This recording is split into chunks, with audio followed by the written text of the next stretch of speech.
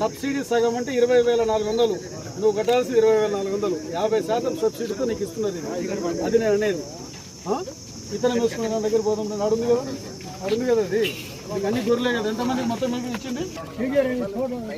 Right ID. దీని right ఎవరు?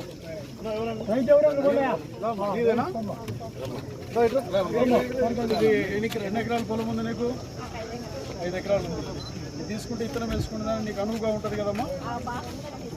Subsidy ఎంతో నీకు తెలుసా? నీకు 25,000 నీకు సబ్సిడీ ఇస్తుందమ్మా. 63,000 రూపాయలు ఇది వస్తువు. 38,000 నువ్వు డబ్బులు కడితే 25,000 పోతే నీకు గొర్రె ఇచ్చేస్తున్నారు. ఇత్తనం వేసుకుంటే గొర్రె 25,000 మీకు ప్రభుత్వం సబ్సిడీ ఇస్తుంది. సో మీకు రైతులకి ప్రభుత్వం అన్ని రకాలుగా మేలు చేస్తుంది. మరి ముఖ్యంగా మహిళా రైతులు అంటే ప్రభుత్వం పూర్తి శ్రద్ధగా ఉంటుంది. సరేనా మరి? రైట్ అమ్మా.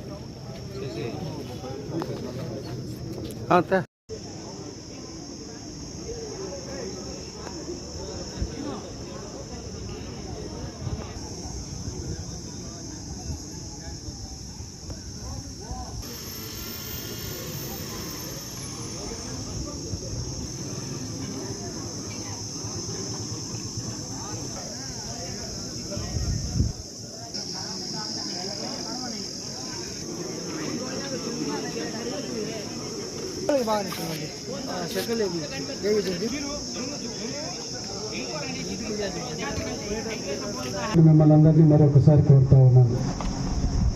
ఈరోజు అధికారంలో వచ్చినటువంటి ఎన్డీఏ కూటమి ప్రభుత్వం రైతులకు మేలు చేసే దిశగా పూర్తిగా నిర్ణయాలు తీసుకోవడం జరుగుతూ ఉంది.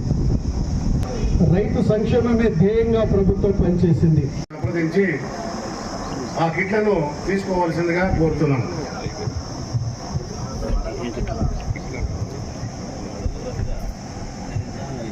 చేస్తున్నటువంటి ఎన్డీఏ కూటమి ప్రభుత్వం, గౌరవ ముఖ్యమంత్రి చంద్రబాబు నాయుడు గారు, గౌరవ ఉప ముఖ్యమంత్రి పవన్ కళ్యాణ్ గారి నేతృత్వంలో రైతులకు పెద్ద ఎత్తున మేలు చేయడం జరుగుతుంది. ఈరోజు గిద్దలూరు మార్కెట్ యార్డ్లో అగ్రికల్చర్ ఆఫీసర్స్ మనకి ఏడీఏ గారు, వారి యొక్క బృందం, ఏఓస్ అందరూ కూడా ఈరోజు 6 మండలాలకు, గిద్దలూరు నియోజకవర్గంలోని 6 మండలాలకు సంబంధించి 296 యూనిట్లని ఈరోజు మేము డిస్ట్రిబ్యూషన్ చేయడం జరుగుతూ ఉంది. ఈ యొక్క 296 యూనిట్లలో ఒకవైపు 6 గొర్రెలు కానీ, 9 గొర్రెలు కానీ, లేకపోతే రొటావేటర్స్ కానీ, లేకపోతే విత్తనాలు వేసేటువంటిది కానీ, విత్తనాలు వేస్తూ ఎరువులను కూడా వేసేటువంటి పరికరాలను కానివ్వండి, తైవాన్ స్ప్రేయర్స్ కానివ్వండి, ఇటువంటి అన్నిటినీ కూడా ఇవాళ డిస్ట్రిబ్యూషన్ చేయడం జరిగింది. ఈ సందర్భంగా నేను ఒక మాట చెప్తా ఉన్నాను. నేను ఎన్డీఏ కూటమి ప్రభుత్వం అధికారంలోకి వచ్చినప్పటి నుంచి కూడా వ్యవసాయాన్ని రైతుకు పండుగగా చేసేటువంటి ఉద్దేశంతో ప్రభుత్వ నిర్ణయాలు తీసుకొని గౌరవ ముఖ్యమంత్రి చంద్రబాబు నాయుడు గారు, ఉప ముఖ్యమంత్రి పవన్ కళ్యాణ్ గారి నేతృత్వంలోని ప్రభుత్వం ముందుకు పోవడం జరుగుతుంది. ఇంతెందుకు, ఈ మే నెలలోనే మనకి ఏదైతే రైతుకు తొలకర్లు పడ్డ వెంటనే 20,000 రూపాయలు అందించేటువంటి కార్యక్రమాన్ని కూడా ఈ నెలలోనే నాంది పలుకుతూ ఉన్నారు. ఒకవైపు గడిచిన ప్రభుత్వం రైతుకు అన్ని విధాలుగా అన్యాయం చేసింది. రైతుకు పంట నష్ట పరిహారం చెల్లించలేదు. అలాగే రైతుకు ఏదైనా క్రాప్ డ్యామేజ్ జరిగితే దానికి మేలు చేసింది లేదు. పేరుకు నామమాత్రంగా ఒక 10 మంది రైతులకు ఇచ్చి వారి యొక్క పేపర్లలో, వారి టీవీలలో ప్రచారపు ఆర్భాటపు ప్రకటనలు చేశారు తప్పితే గడిచిన 2014-19లో రైతుకు మేలు జరిగిన విధంగా 19-24 వైఎస్ఆర్ ప్రభుత్వం అందించలేదు అని నేను తెలియజేస్తా ఉన్నాను. ఆ రోజు స్ప్రింక్లర్లు సబ్సిడీ మీద ఎత్తివేశారు, డ్రిప్పు లేదు.